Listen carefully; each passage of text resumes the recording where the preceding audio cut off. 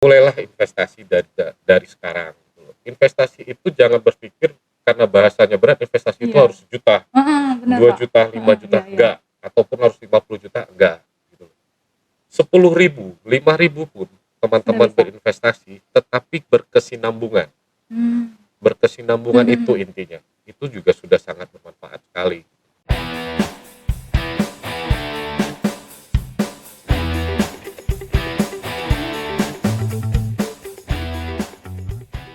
Assalamualaikum warahmatullahi wabarakatuh. Semangat pagi untuk seluruh sahabat Lani Podcast dimanapun Anda berada. Kembali bertemu dengan saya Novi Aristin dalam program Lani Podcast. Yang mana program yang akan menyajikan berita terpercaya, terupdate dan yang pastinya no hoax. Pada kesempatan kali ini kita akan berbincang-bincang santai dengan Bapak pimpinan cabang BRI Muara Enim, Ya, Bapak Endo Revano. Revano. Ya. Selamat siang Bapak. Selamat siang Mbak Via. Apa kabar Mbak Via? Sehat? Sehat. Sehat, Bapak sehat juga alhamdulillah. ya? Alhamdulillah sehat Mbak Via. Alhamdulillah. Mungkin sebelum berbincang-bincang nih Pak, boleh diceritakan dulu nih Pak, profil singkatnya Pak. Nah, terima kasih sebelumnya buat Mbak Via karena kita sudah diundang di Lanim Podcast ini. Ini Lanim ini berarti ada Muara Enimnya ya? Iya, Lanya apa nih? Lapas Muara Enim. Lapas Muara Mhm Enim. Dan terima mhm. kasih juga kepada Bapak pimpinannya juga ya Mbak Via. Iya. Salam buat Bapak Herdiarto karena ngundang saya nih ke Lanim Podcast. Heeh, Saya siap Pak. di Kancah Muara Enim sebagai pimpinan cabang BRI Muara Enim. Mhm. Ini sudah 2 bulan saya di Baru sini. Baru-baru 2 baru bulan. berarti Pak ya? Sebelumnya dari Medan. Medan. Dari Medan.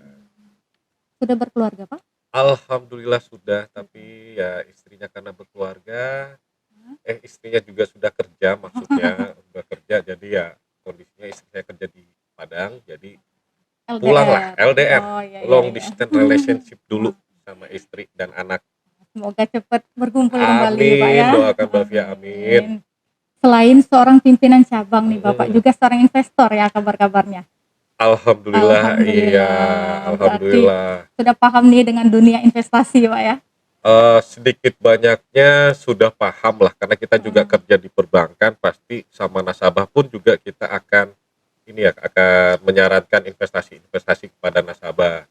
Dan juga pastinya akan menyarankan yang terbaik juga kan buat nasabah, ini bagusnya gimana sih Pak, ini Iya bagusnya iya. gimana Heeh gitu. heeh. Jadi Pak, di era sekarang ini kan banyak anak muda nih Pak ya, Mhm, tapi belum mengenal atau betul melek ya sekali, dengan betul. investasi. Mungkin, karena mereka gaya hidupnya Gaya yang tinggi hidup, mungkin kan? pengaruh teman-teman juga, Mhm. pengaruh perkembangan Lingkungan teknologi heeh. juga gitu loh. Jadi, kita langsung aja nih ya, Mhm mhm. karena Mbak Vianya udah nyinggung anak muda nih. Heeh. Jadi pada zaman sekarang ini kalau kita perhatikan, itu kalau kita survei ya, Mhm.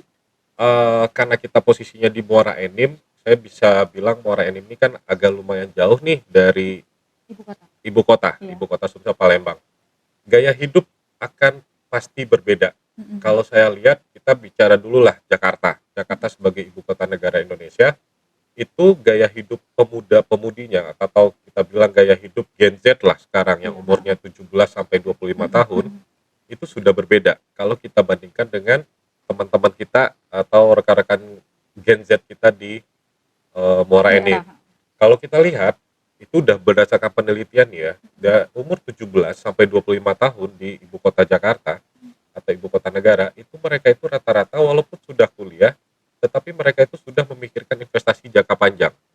Atau Mmm. bisa kita bilang, eee, beberapa, ini survei juga dari BPS itu membuktikan 10% Mhm. itu sudah punya KPR Mmm. atau sudah memikirkan kepemilikan rumah Mhm mereka di mhm. masa yang akan datang. Jadi Padahal baru umur segitu Pak ya? padahal baru umur 17, Mhm 25. Kalau di mhm. zaman saya, jujur saya sebagai di saat ini umurnya 38 ya, Mhm mhm. udah bukan Gen Z lagi, tetapi saya baru punya rumah itu di 35, di umur 35 ke atas. Mhm mhm mhm. Baru punya rumah nih ya, Itulah perbedaan sekarang ya, Pak itu ya? pun kredit Mbak Via. Mhm mhm. Jadi, saya ingin menggarisbawahi di sini adalah kalau di ibu kota mereka itu sudah berpikir jangka panjangnya itu kenapa? Mhm. Karena mereka saat ini sudah terpengaruh kepada lingkungan-lingkungan mereka. Mereka didukung oleh faktor pertama, Mhm. lingkungan sekolah mereka. Mereka dari program pendidikannya pun kalau di Jakarta itu saat ini sudah ada yang namanya pendidikan media sosial untuk di Jakarta. Lebih ke social entrepreneur lah, untuk berjiwa entrepreneur lah. Itu SMA sudah diperkenalkan. Saya sih berharap, saya belum tahu pendidikannya di saya bisa bilang di ibu kota kabupaten lah ya, kabupaten-kabupaten. Saya belum cross check juga, tetapi kalau saya melihat dari sisi cara hidup, cara apa, saya masih lihat banyaknya teman-teman kita di SMA ataupun sudah menganjak bangku kuliah, mereka masih belum berpikir untuk investasi seperti Masih itu. hura-hura Pak ya? Masih Senang-senang ya, saya gitu takut ya? dibilang hura-hura ya. Tapi kalau Masih seandainya kita bisa lihat cara mereka bergaul, cara apa, kalau saya lihat kok lebih senang beli motor baru, iya lebih benar. senang beli mobil baru daripada untuk memikirkan jangka panjang Ya. seperti itu. Kalau Mbak lihat di Jakarta atau di ibu kota negara kita, itu anak-anak muda zaman sekarang, mereka itu untuk berpikiran beli motor baru atau untuk beli beli baju baru atau sesuatu yang baru Handphone itu baru agak gitu. mikir 2 kali nih. Kenapa? Karena mereka lebih mikir seperti ini, gimana ya cara saya mutar uang saya ada uang 500.000 nih, gimana ya saya muternya supaya bisa jadi Berkembang. 1 juta, bisa jadi 1,5 juta, seperti itu. Kalaupun kita lihat, tidak kita pungkiri malah sekarang anak-anak muda di ibu kota provinsi itu mereka sangat senang yang namanya jadi reseller. Reseller jilbab lah, reseller produk kosmetik lah, reseller apa. Mereka lebih senang jadi itu, dan mereka juga senang, ya zamannya sekarang sudah handphone lah ya, sudah teknologi. Akhirnya mereka sangat memanfaatkan itu. Jadi karena kita adanya di Lanim Podcast nih, saya berharap nih, terutama bagi pemuda-pemudi Muara Enim, mulailah investasi dari sekarang. Investasi itu jangan berpikir karena bahasanya berat, investasi itu harus sejuta, Benar 2 Pak. juta, 5 juta, enggak. Ataupun harus 50 juta, enggak. Gitu. 10.000, 5.000 pun teman-teman berinvestasi, tetapi berkesinambungan. Berkesinambungan itu intinya. Itu juga sudah sangat bermanfaat sekali. Mungkin ini juga Pak ya, faktor informasi Bisa yang jadi. kurang ya kalau di daerah nih. Terus kemauan untuk mencari informasi juga mungkin agak kurang. Agak kurang. Agak kurang kita bisa bilang iya. Tetapi saya berharap sih dengan adanya ini, saya minta kepada teman-teman yang muda-muda di sini, manfaatkanlah media sosial yang teman-teman saat ini gandrungi. Pasti semua sudah punya handphone sekarang, pasti nggak ada yang nggak punya. Pasti semua sudah punya aplikasi yang namanya TikTok, Instagram, Facebook, pasti. Iya pasti. Tidak ada yang nggak punya, itu saya yakin lah, apalagi anak-anak SMA zaman sekarang. Nah, saya sih berharap mereka memanfaatkan aplikasi itu semaksimal mungkin gitu loh. Bukan memanfaatkannya untuk hal-hal yang sekedar eksis, tetapi tidak menghasilkan. Seperti itu. Padahal jalurnya sebenarnya banyak. Ketika teman-teman TikTok itu teman-teman seriuskan, atau Instagramnya diseriuskan, kawan-kawan itu bisa meraup uang dari situ. Bukan dari Instagram atau bukan dari TikToknya, tetapi bisa cari ide lah dari seperti itu. Investasi sendiri nih Pak. Ya. Kayaknya banyak jenis ya. Banyak. Bisa dijelaskan Pak? Jadi gini, investasi itu kalau kita berbicara untuk umur 17 sampai 25 atau umur 17 sampai 24 lah, zaman-zaman mereka lagi pendidikan, ya. Iya. Saya yakin bahwa kawan-kawan pemuda-pemudi di sini bahwa minimal mereka dapat uang jajan lah dari orang tuanya, apakah itu bulanan, apakah itu harian, apakah itu nantinya tahunan, saya tidak tahu lah. Tapi saya berharap kepada kawan-kawan itu, belajarlah untuk menyisihkan, belajarlah untuk memandang atau membeli sesuatu itu sesuai dengan yang diperlukan. Karena yang membuat awal mereka itu tidak bisa berinvestasi karena faktor lingkungan. Teman-teman yang Muara Enim khususnya, atau teman-teman yang anak muda-muda ini umumnya, tolong media sosial ini jangan terlalu dibuat sebagai hedonitas kehidupan mereka. Kalau seandainya mereka bisa ada jajan sehari 10.000 atau jajan sehari 50.000, itu belajarlah menyisihkan. Simple aja, punya celengan aja lah di rumah. Punya celengan aja di rumah. teman-teman biasanya rata-rata pasti yang sudah umur itu punya motor pastilah, Ya. tidak ada yang tidak punya motor. Tetapi belajarlah untuk menyisihkan biaya mereka sehari-hari, menyisihkan biaya keperluan mereka sehari-hari itu, misal satu hari 10.000 atau ditarget satu bulan saya harus menyisihkan 500.000. Nah, 500.000 ini bisa disimpan dalam bentuk apapun, terserah mereka. Kalau teman-teman ini mau menyimpannya dalam celengan silakan, dalam bentuk tabungan silakan. Tapi intinya disiplin yang perlu. Kalau nggak disiplin, nggak diniatkan, susah. Tujuannya adalah ketika mereka sudah berinvestasi dari awal ini, ketika mereka sudah berinvestasi tertib di awal, mereka itu akan menikmatinya itu ketika setelah tamat nantinya. Apakah mereka akan cari kerja, apakah mereka akan menjadi entrepreneur, atau mereka akan menggunakan uang mereka untuk investasi lagi, silakan. Tetapi setidaknya dari situ mereka sudah mengumpulkan. Itu investasi untuk yang umur 17 atau masa kuliah ya. Itu tolong dibiasakan untuk apa istilahnya, untuk tertib lah atau berkesinambungan. Disiplin gitu Pak Disiplin intinya. Tapi kalau bagi kawan-kawan yang sudah berumur di 30 ke atas atau sudah menjadi seorang pekerja tetap ataupun bukan pekerja tetap atau hanya sebagai outsourcing, itu silakan, tetapi pikir jangka panjang. Jangka panjang mereka seperti apa. Jadi ketika sudah mendapatkan gaji tetap, itu ada namanya prinsip 40 30 30. 40 itu 40% itu adalah untuk kebutuhan operasional mereka sehari-hari atau untuk selama sebulan itu harus ditertibkan bahwa gaji saya misalnya 3 juta, berarti 40% dari 3 juta itu harus cukup untuk kebutuhan sehari-hari. Ketika sudah melebihi dari 40%, itu agak warning. Nah, biasa kan 30%-nya itu adalah untuk konsumtif, kepuasan pribadi. Kepuasan pribadi itu bisa untuk beli baju barunya dia. Itu kan biasanya yang namanya anak-anak muda atau ya mereka pasti ada aktualisasi diri ya. Itu wajib. Nah, yang terakhir ini nih, 30%. 30% yang terakhir itu wajib untuk investasi. Apapun bentuk investasinya. Apakah mereka mau asuransi jangka panjang, apakah mereka mau naruh di tabungan, atau bermain saham pun silakan. Bermain saham hati-hati.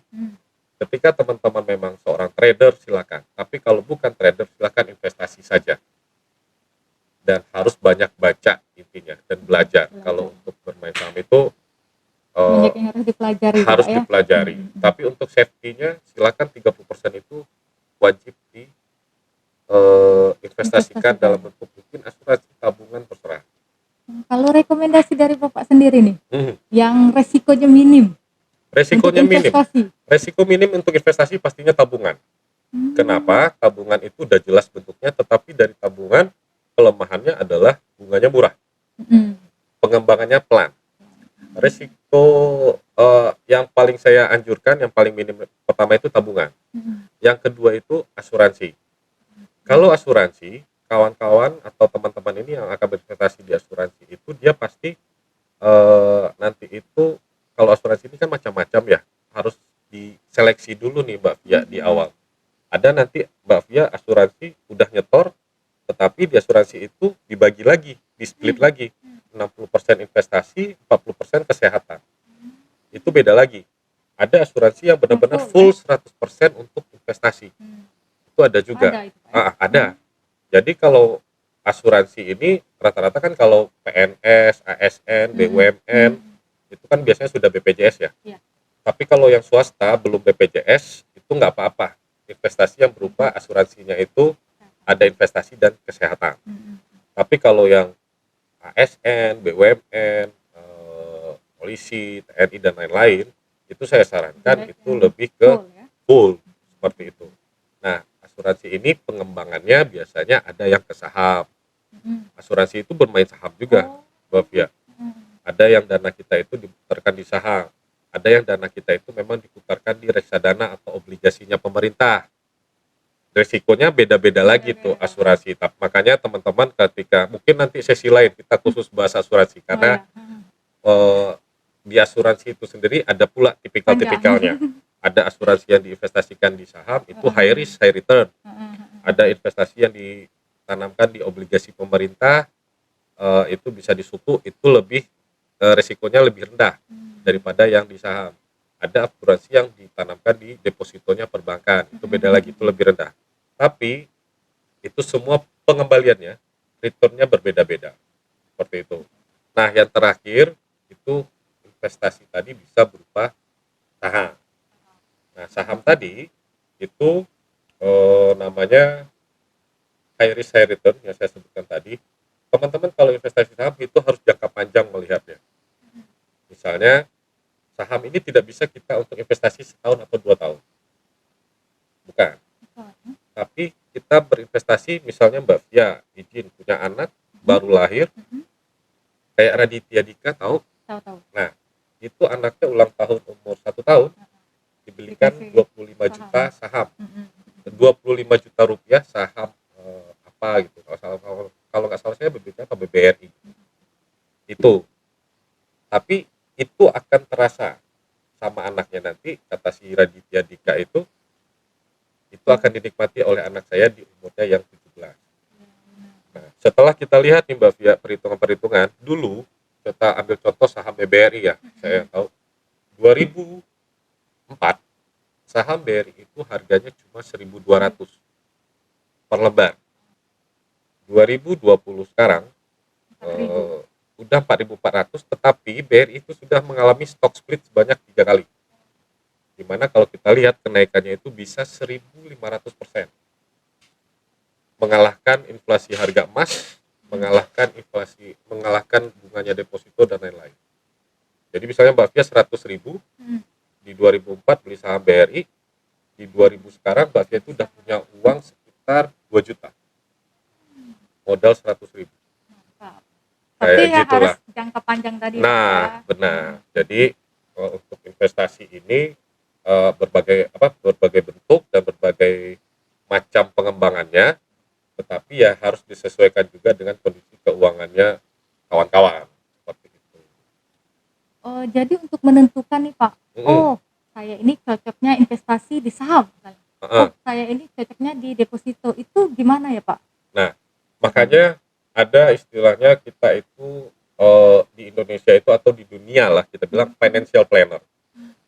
Kalau sekarang di medsos, di media sosial pun, di Instagram pun banyak financial planner. Itu silahkan di follow, banyak ada yang mindset duit, macam-macam lah financial planner, tinggal dicari. Kalau saya bilang cocoknya itu kembali kepada si nasabahnya atau kembali kepada kawan-kawan kita ini, masyarakat. Kenapa? Karena mereka sendirilah yang akan menentukan kedepannya itu mereka mau seperti apa. Saya juga bisa bilang tergantung juga penghasilan ya. Saya juga bisa bilang kita Mbak Fia sama saya punya penghasilan berbeda. Tetapi Mbak Fia lebih optimis ke masa depan. Oh, saya punya anak, saya punya ini, saya pengen punya ini. Mbak Fia berani berdarah-darah di awal. Sedangkan saya tipikalnya adalah orang yang ingin menikmati hidup. Misal gaji kita sama ya, saya tipikal yang menikmati hidup. Berarti saya dalam 1 kali setahun saya harus liburan nih. Dalam 2 kali segini saya harus pergi beli ini nih. Itu beda-beda. Nah, tetapi tetap kalau dari sisi saya tetap memikirkan adalah saya tuh ke depannya mau apa. Kembali lagi ke masyarakatnya. Saya tuh ke depan, misal ada juga yang investasi, maaf saya lupa. Saya lebih milih kredit rumah sekarang. Misal. Kenapa Pak? Misal nih contoh, saya lebih milih kredit rumah nih sekarang. Kenapa? Karena saya melihat rumah itu di masa yang akan datang harganya naik. Oke? Tetapi kembali lagi ke Mbak Fia dan saya. Saya belum butuh rumah sekarang. Tetapi saya lebih rutin masukkan ke saham. Mbak Fia yang 30% tadi untuk KPR rumah. Beda. Saya belum punya rumah, Mbak Fia sudah punya rumah, tapi 10 tahun lagi Mbak Fia sudah punya rumah lunas, saya sudah punya uang tunai untuk beli rumah. Jadi tergantung kepada teman-teman. Tetapi sewajarnya tetap sisihkanlah 30%, saya tidak bisa bilang minum. 30%, 20-30% normalnya dari gaji itu wajib untuk investasi. Ini Pak, apa namanya? Misalnya nih contoh, kita punya uang sekian. itu menurut Bapak lebih baik diinvestasikan di satu tempat Mhm. atau dibagi-bagi, Pak, Kalau investasinya? kalau misalnya Mbak ya tiba-tiba nih dapat bonus. Nah, Misalnya, bonus ya ya kan ya kita ya. biasanya kalau di ASN itu gaji 13. Mhm, Misalnya dapat angka gampang kita hitung 10 juta. 10 juta. Oke, 10 juta dapat. Kalau saya sih lebih mending itu dibagi. Dibagi. Kenapa? Bonus yang 10 juta ini eh bagilah sekitar, kalau saran saya 5 juta ini untuk yang jangka panjang. 5 juta ini jangka panjang yang kasarnya 5 juta ini jangan diganggu gugat selama 5 tahun ke depan. Ya. Terus yang 5 juta lagi itu jangka pendek. Darurat. Darurat. Jadi 5 juta itu misalnya yang jangka panjang bisa 5 tahun ini belilah saham. Tapi saham yang benar-benar teman-teman jelas. Atau taruhlah di asuransi. Asuransi rata-rata sekarang kawan-kawan itu di bawah 5 juta akan rugi. Karena perputarannya masih belum 100%. Apapun bentuk asuransinya sekarang, biasanya dia akan bagi. Yang unit link itu akan dibagi, oh bahwa 60%-nya di investasi, 40%-nya di kesehatan. Nah, akhirnya ketika teman-teman 4 tahun merasa, saya sudah bayar loh, begini kok uang saya kurang. Ya pantas banyak kejadian kayak gitu, Pak, ya? Nah, itu. Karena tidak 100% itu diinvestasikan. Cuman kita lupa kadang-kadang bahwa sebenarnya kita itu sudah asuransikan. Jadi ketika kawan-kawan 5 tahun ke bawah mau berobat, sebenarnya kawan-kawan sudah punya asuransi, tapi karena kita sudah punya BPJS dan lain-lain, akhirnya tidak termanfaatkan. Seperti itu. Tapi kalau teman-teman ingin bermain saham, kawan-kawan search di Google blue chips. Blue chips. Dah, main aja di situ. Main amannya Blue gitu chips. emang, Pak. Nah, itu aja. Blue chip, saham-saham biru. Itu udah ada lah. Atau saham-saham LQ45 yang udah masuk grup-grup LQ45, blue chip, itu aja masukin. Seperti itu. Jadi saran saya kalau ada itu bagilah. Tergantung lagi ke tipenya orang-orang. Ada yang memang kalau tertib menabungnya, tertib dia nabung setiap bulan, bisa jadi gaji 13 ini bisa termanfaatkan 100% untuk investasi. Tapi bagi yang tidak tertib, mungkin ya udahlah, pakailah buat untuk kepuasan batin sama keluarga juga penting dong gitu loh. Tapi tetap investasi itu harus ada. Seperti itu. Mungkin udah mau close nih, Pak. Siap. Oke. Oke, makasih Mbak Fia atas waktunya. Mungkin sebelum ditutup nih, Pak, Boleh. bisa kasih closing statement dulu, Pak, untuk muda-mudi di Muara Enim. khususnya. Siap. Iya. Nah, yang pertama buat muda-mudi Muara Enim, saya berharap pertama, tolong jangan terlalu terpengaruh dengan kehidupan sosial, tolong jangan terlalu terpengaruh kepada kondisi lingkungannya, tetap bergayalah sesuai dengan kemampuannya, tetap bergayalah sesuai dengan kebutuhannya, nggak usah berlebih-lebih dahulu. Kemudian yang kedua adalah disiplinkan untuk menyisihkan, bagi yang muda-muda disiplinkan untuk menyisihkan dana-dana atau bahasa gue uang jajannya kawan-kawan lah. Itu tolong disiplinkan dulu untuk menyisihkan. Nyisihkannya mau dimasukkan ke celengan boleh, mau dimasukkan ke tabungan boleh. Tapi intinya disiplin kawan-kawan, intinya disiplin. Yang ketiga, saya berharap teman-teman banyak informasi, banyak tempat bertanya, ada bank atau ada BRI untuk bertanya, ada ada kawan-kawan atau ada gurunya mungkin yang bertanya, tapi ya perbankan lah yang paling banyak. Investasi bodong sangat banyak sekarang. Anak-anak muda banyak tertipu, ada yang digiurkan dengan 200.000 bisa jadi 200.000 bisa jadi 3 juta dalam waktu 2 minggu. Itu sudah tidak masuk akal, hati-hati. Jadi tolong cerdasi informasi atau hal-hal investasi yang kawan-kawan dapat. Yang terakhir sih saya berharap gunakanlah medsos semestinya, gunakanlah medsos itu untuk mendapatkan informasi-informasi yang tepat, dan kita ada dari BRI untuk bantu kawan-kawan untuk investasi lah, seperti itu. Demikianlah sahabat Lani Podcast, bincang-bincang santai kita bersama Bapak Pimpinan Cabang BRI Muara Enim. Saya akhiri, wabillahi taufiq wal hidayah. Wassalamualaikum warahmatullahi wabarakatuh.